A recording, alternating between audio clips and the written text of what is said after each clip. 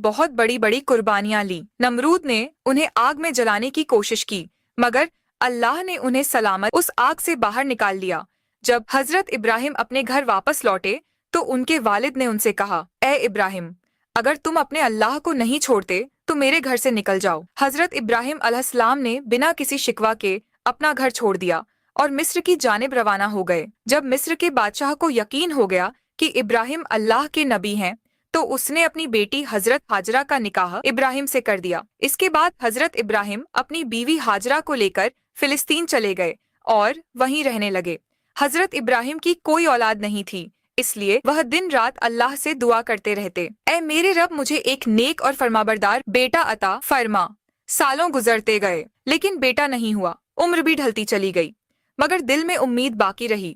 84 साल की उम्र में भी वो अल्लाह से यही इल्तिजा करते रहे, ऐ अल्लाह, मैं तेरी रहमत से मायूस नहीं हूँ, मुझे एक बेटा अता कर जो बुढ़ापे में मेरा सहारा बने। आखिरकार अल्लाह ने उनकी दुआ कबूल फरमा ली। 84 साल की उम्र में हजरत इब्राहिम को एक प्यारा सा बेटा हुआ। उन्होंने उसका नाम इस्माइल रखा। आप अंदाजा लगाइए, एक बाप जिसने 84 साल की उम्र में बेटा पाया हो, उसकी मोहब्बत उस बेटे से कितनी होगी। वो हर वक्त उसे सीने से लगाए रखते, चूमते, कंधों पर बिठाकर बाजारों में फिराते, उसके साथ खेलते और हंसी करते। अभी बेटे की पैदाइश को एक हफ्ता भी नहीं गुजरा था कि हजरत जिब्राइल अलैहिस्सलाम इब्राहिम के पास आए और कहा, ए अल्लाह के नबी, अल्लाह का हुक्म है कि आप अपनी बीवी और बच्चे को खुद से जुदा कर दें। यह सुनकर हजरत इब्राहिम का दिल कांप गया। बोले, ए जिब्राइल, मैं अपनी बीवी और बच्चे को कहाँ छोड़ूं? जिब्राइल अलैहिस्सलाम ने जवाब दिया, जहाँ अल्लाह हुक्म देगा मैं वहाँ ले जाऊंगा।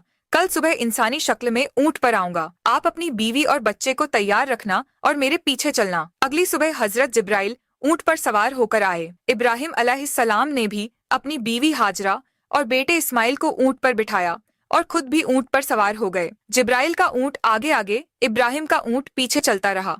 वो फिलिस्तीन से चले, शहर दर शहर गुजरे, हफ्ते महीनों में बदलते गए और 1 महीने के सफर के बाद अरब की सर जमीन पर पहुंचे। उस वक्त अरब वीरान था, ना कोई इंसान ना परिंदा। जिब्राइल का ऊंट काले सुनसान पहाड़ों के दरमियान चलता रहा।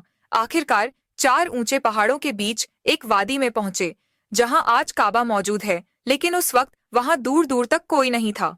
जिब्राइल ने ऊंट रोका और कहा, ए इब्राहिम, अल्लाह का हुक्म है कि आप अपनी बीवी और बेटे को यहीं उतार दें और खुद वापस चले जाएं। यह सुनते ही हजरत इब्राहिम अलैहिस्सलाम का दिल कांप उठा। वो वही इब्राहिम थे जो आग में फेंके जाने पर भी खामोश खड़े रहे थे और सिर्फ इतना कहा था, मेरा रब मेरे लिए काफी है। मगर आज जब जिब्राइल अलैहिस्सलाम ने उन्हें कहा कि अपनी बीवी और बच्चे को इस सुनसान जगह पर छोड़ दो, तो इब्राहिम अलैहिस्सलाम बेचैन हो उठे।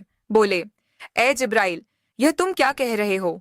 यहाँ तो ना पानी है ना खाना, मेरे बीवी और बच्चे यहाँ कैसे जिंदा रहेंगे? जिब्राइल अलैहिस्सलाम ने जवाब दिया, ए अल्लाह के नबी, यही अल्लाह का हुक्म है, आप इन्हें यहीं छोड़ दीजिए और फिलिस्तीन लौट जाइए। इतना कहकर जिब्राइल चले गए और इब्राहिम अलैहिस्सलाम रह गए। अपनी बीवी और बच्चे को हसरत से देखते हुए उन्होंने